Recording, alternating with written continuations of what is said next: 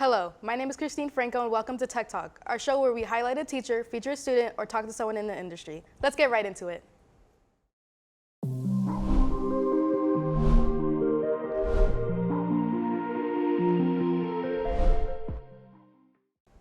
Today's guest is Amy from the organization Cpaw, which stands for Communities Promoting Animal Welfare, whose mission is very dear to my heart as someone who took in a stray cat.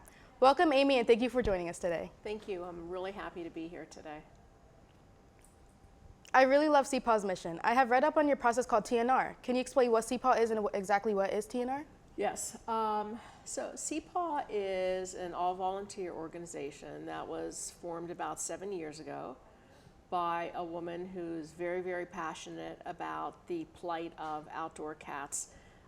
For anyone who doesn't know, the amount of outdoor stray cats across the country numbers in the hundreds of millions, and it's literally a growing problem because a cat can have 3 or 4 litters a year. So you start doing the math and one cat could become hundreds of cats in a very short amount of time. And what TNR stands for is trap, neuter, also spay, of course, for the females, and release. So that actual feral cats that are living outside can be trapped by individuals or groups of individuals. They're then either spay or neutered. They're given vaccines that are important to their health and welfare of everybody, like a rabies vaccine and distemper. And then after they recover, after a few days, they're re-released to exactly where they came from. So if a feral cat was living, say, in your backyard, that's their home. And you're their caretaker. Hopefully you're their feeder.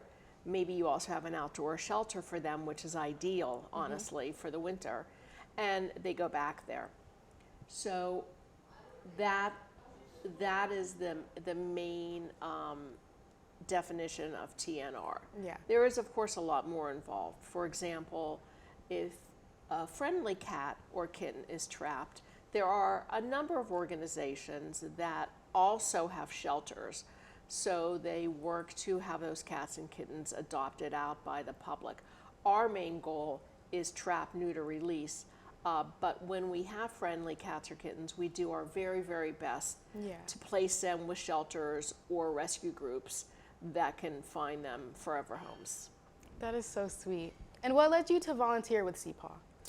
So I lived in the city for a long time, and I've always loved animals, and I had a cat and I was looking for another cat and I met a woman who had a makeshift shelter in her basement, and she had probably about 30 cats, and I helped her become a not-for-profit, a 501c3. For anyone who doesn't know what that means a government approved not-for-profit. So, for example, 100% of what's donated to any 501c3, such as us, goes directly to help the cats.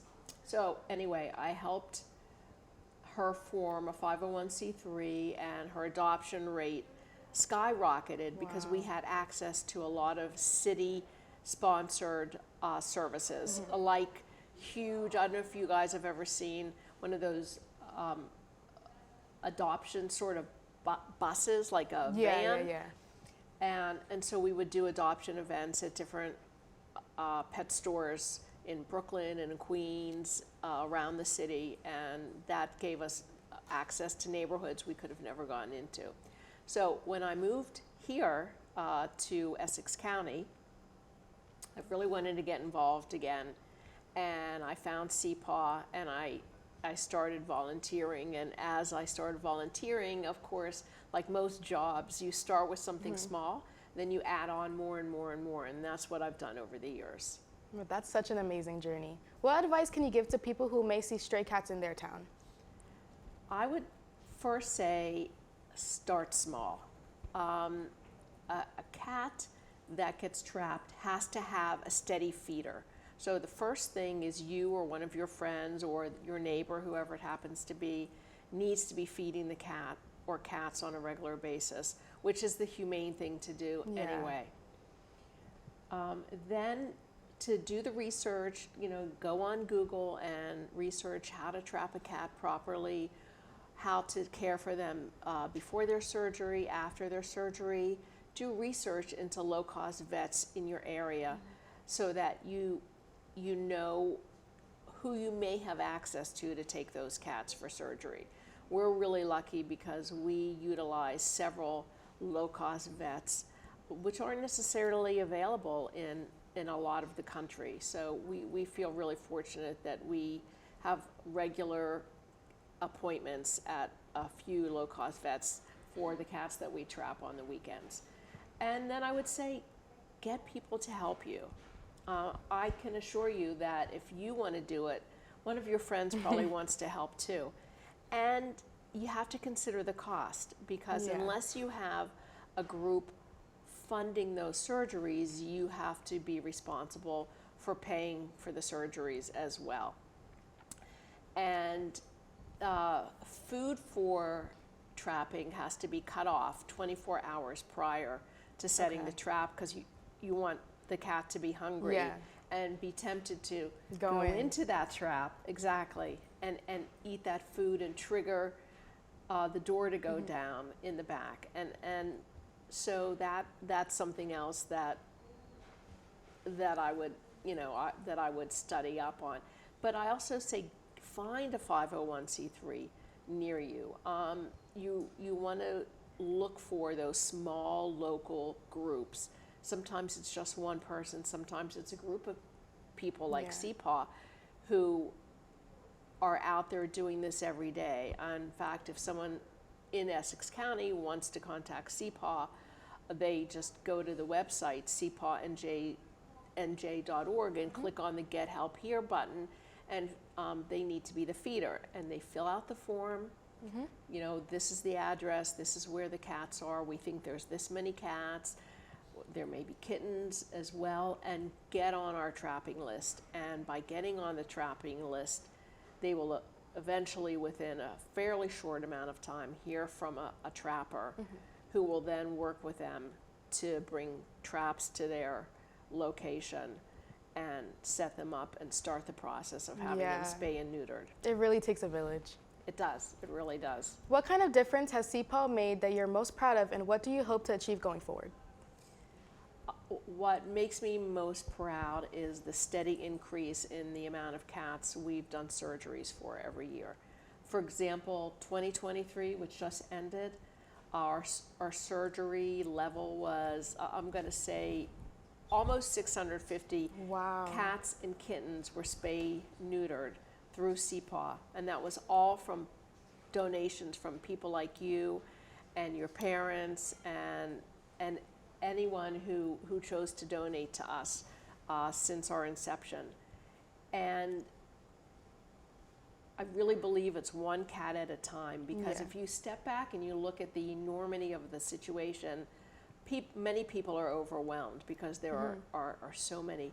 But what we do is we go after one colony as well at a time. A colony is when multiple cats are living, let's say, in the back of a junkyard or behind a car dealership, which is an actual situation for us that has taken place, particularly last year.